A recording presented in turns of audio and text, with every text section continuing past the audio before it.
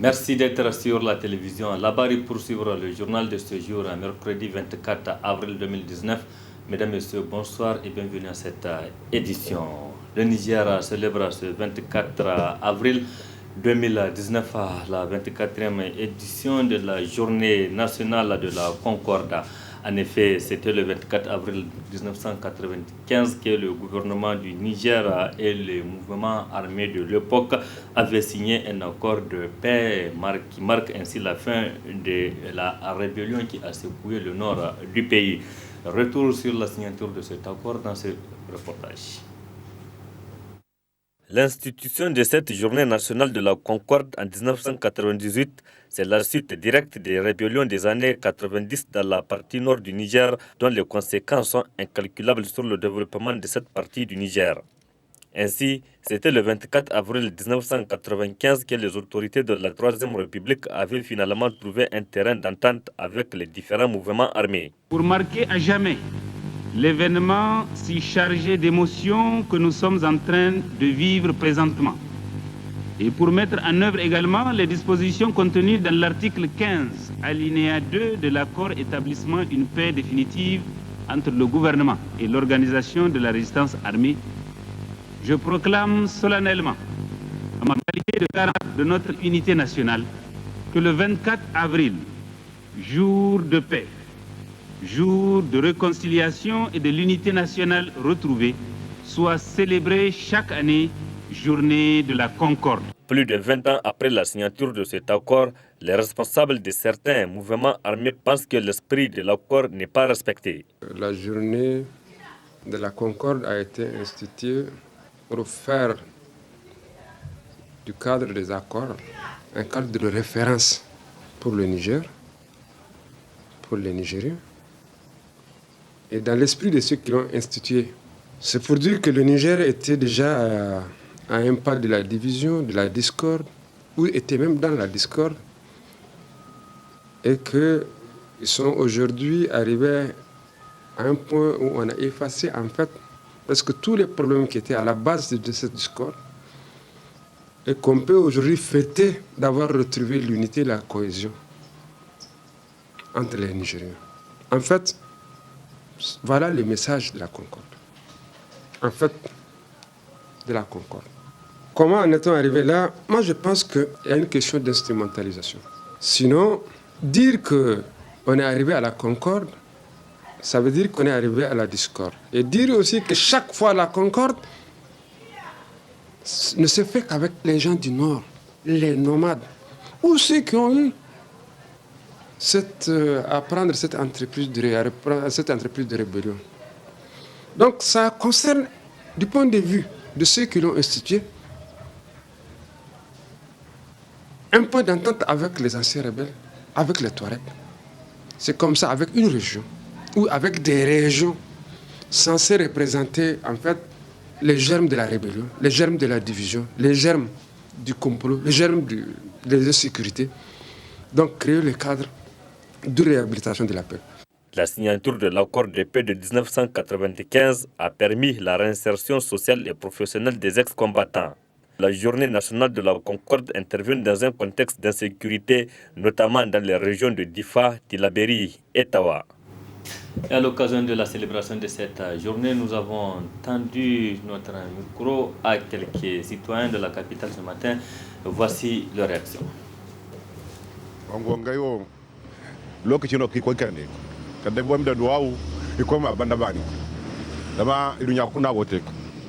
La paix au Niger, c'est ce que je souhaite pour tous, sur toute l'étendue du territoire et aussi pour les autres pays.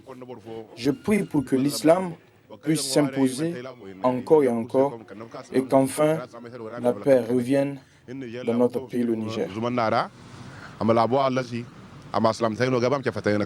Pour le fête de la Concorde et à tous les Nigériens. Et je crois bien que la fête doit être une fête plus qu'une fête même. On doit la fêter comme la fête du 18 décembre. Et surtout que nous sommes dans un pays qui est menacé d'est en ouest, du nord au sud par des menaces terroristes. Et donc les défis sécuritaires se sont posés avec acuité pour nous. Et donc, en tant que jeune, on doit se poser certaines questions, une certaine série de questions de savoir qu'est-ce qu'on peut amener, qu'est-ce qu'on peut faire pour le pays. Et je crois que nous allons essayer d'évoluer dans ce sens-là pour voir ce que nous pouvons apporter en tant que jeunes, en tant que citoyens nigériens et pour lutter contre ce terrorisme au Niger. Je souhaite encore qu'il y ait plus de paix encore, pour que ça continue comme ça. Parce que la guerre n'est pas une bonne chose. Ça détruit tout un peuple, tout un avenir, un espoir. Avec la guerre, on ne peut pas construire un pays et s'équiper, tout arranger un pays. Et à chaque fois, je dirais aux Nigériens de prier beaucoup pour qu'il y ait plus encore de paix au Niger. Le pays retrouve sa stabilité. Cela veut dire que la guerre, les guerres, que les gens s'arrêtent. C'est mon souhait, que le pays soit en paix, que nous vivons en paix, pour qu'on puisse travailler et développer ce pays. Voilà, c'était là les réactions de quelques citoyens ce matin à l'occasion de la célébration de la journée nationale de la Concorde, une journée dont les festivités sont donc organisées dans la région de Tawa, notamment dans le département de Tinta à Baraden. L'organisation non gouvernementale Contribution au développement communautaire CODECO a célébré ce jour, 24 avril 2019, qui coïncide avec la journée nationale de la Concorde, son premier anniversaire. Un anniversaire honoré par la présence du ministre du développement communautaire et de l'aménagement du territoire qui a été mis à profit pour une opération de salubrité sur l'axe Goudel-Tondibia. Faisons le point avec Adam Soumana et Sadou Domi. CODECO, 3 syllabes qui peuvent paraître anodines pour les profanes, mais formant pourtant le nom d'une des plus importantes organisations non gouvernementales œuvrant pour l'épanouissement des populations nigériennes, à savoir l'ONG Contribution au développement communautaire qui, par la présente cérémonie, souffle sur sa première bougie. Un événement qui intervient à une date historique pour le Niger, qui est la fête de la Concorde, marquant la fin de plusieurs années de rébellion armée. Et quoi de plus normal, car sans la paix, point de développement auquel l'ONG CODECO entend apporter sa contribution.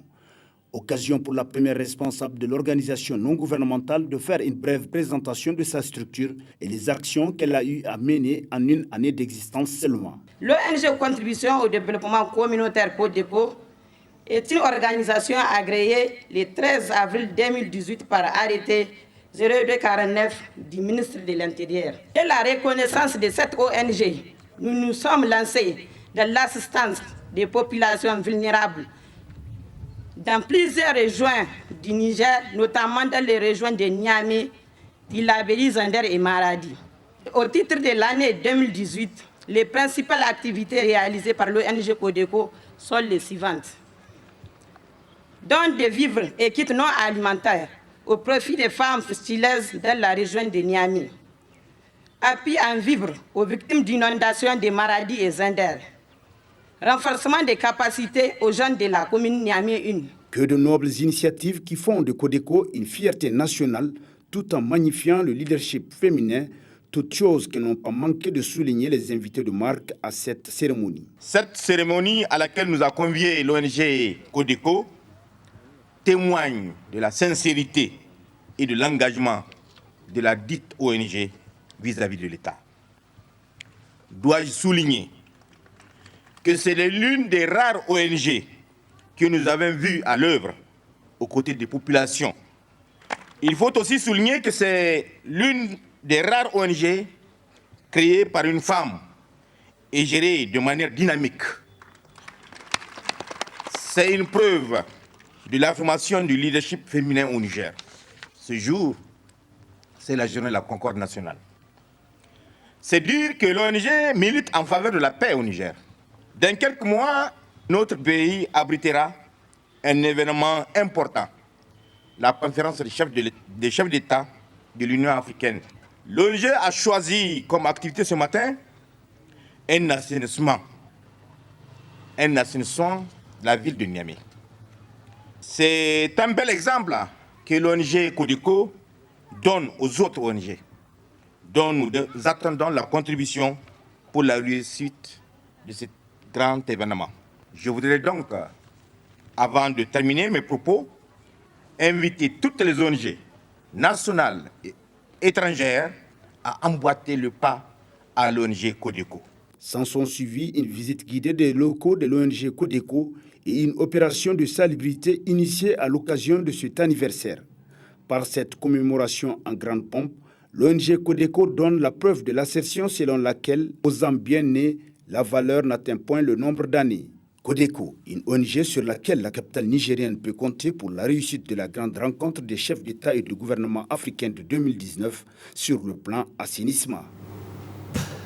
Un mot de la santé dans cette édition, et c'est pour nous intéresser à une maladie qui fait des dégâts au Niger, c'est la tuberculose, une maladie contagieuse mais qui peut être traitée et sans séquelles. C'est un reportage signé Areta Sala et Halidou Bourema.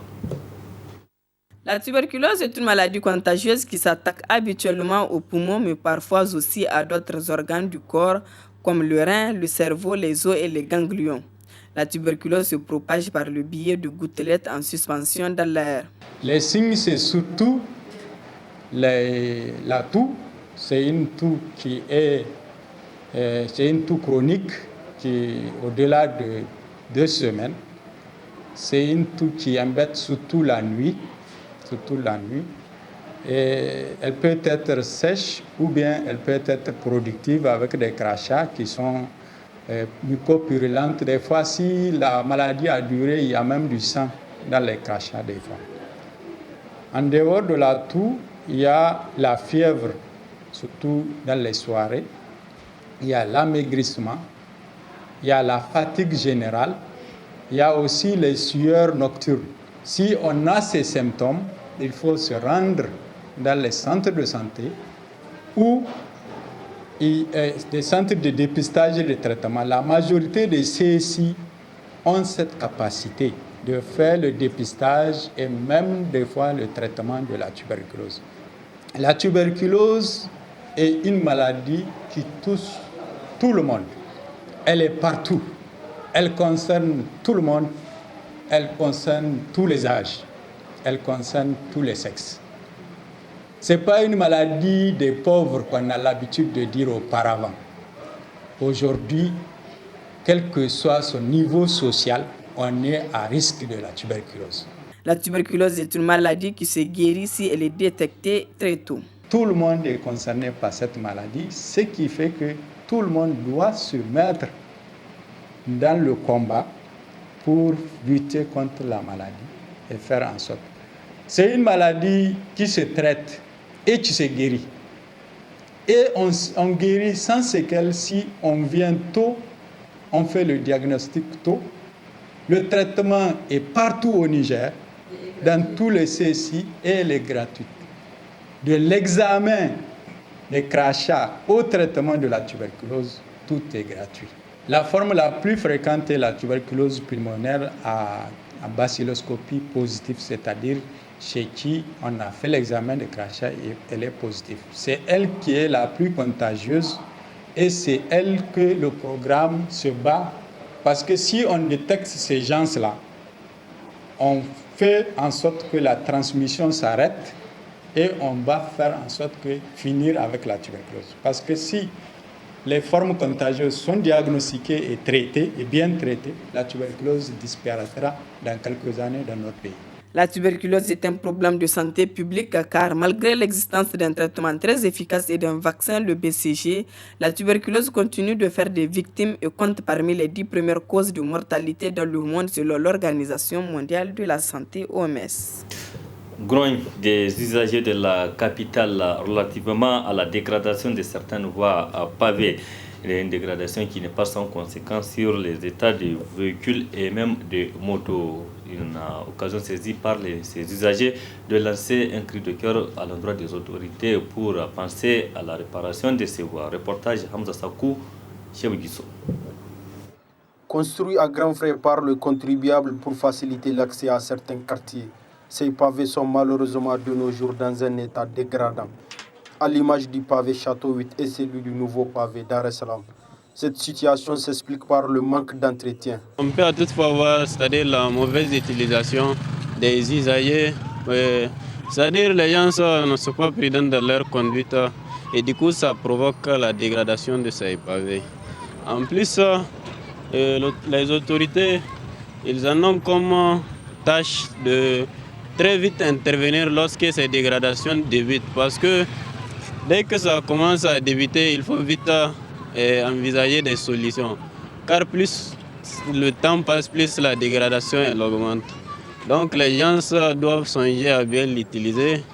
En plus de cela, l'État également, parce que ce qui est utilisé régulièrement, ça ne manque pas de défauts. Donc dès qu'on constate un défaut, il faut très vite intervenir. La population crie derrière le gouvernement ou bien l'État. Il faut qu'ils leur amènent un coup de main par rapport à l'entretien des voies. Mais ce n'est pas une affaire du gouvernement seulement. C'est une affaire de toute la population.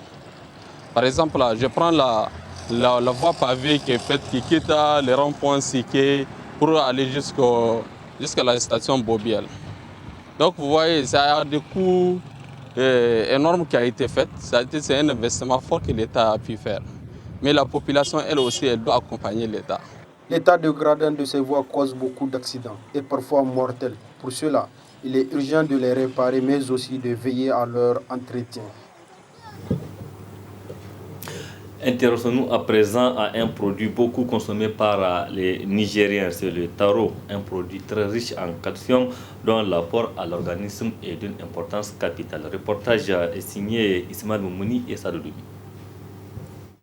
Colocasia sculenta, de son nom scientifique, cette plante des Aracées, plus connue sous le nom de taro, est cultivée dans plusieurs pays, dont le Niger, pour sa racine épaissie. La commercialisation de ce tubercule est une activité bénéfique pour ses revendeurs. Je m'en sors vraiment dans la commercialisation du taro. Dans cette activité, j'ai pu même me payer une moto. J'invite les autres jeunes à ne pas croiser les bras. Ils doivent pratiquer des activités génératrices de revenus et pourquoi pas la vente des tarots. J'arrive à tirer mon épingle du jeu dans cette activité. Je gagne vraiment. Par jour, je peux gagner jusqu'à 1500 francs CFA. Le taro est un aliment dont raffole bon nombre de personnes qui le savourent avec appétit.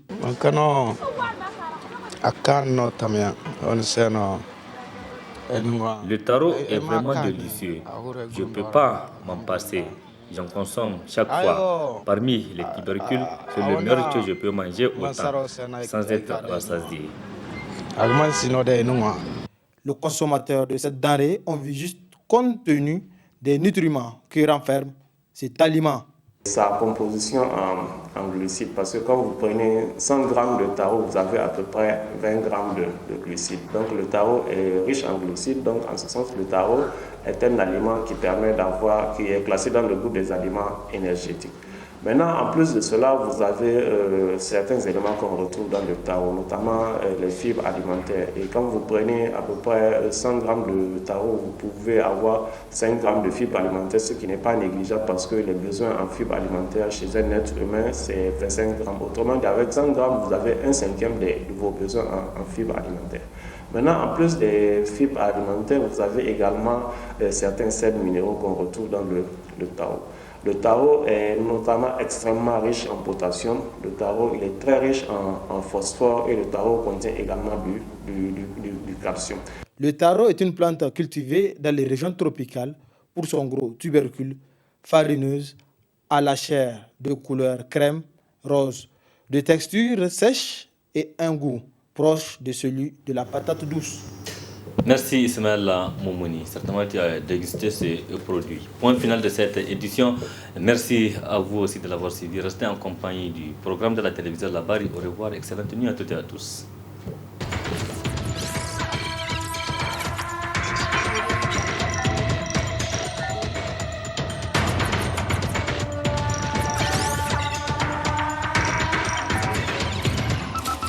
Audio Jungle.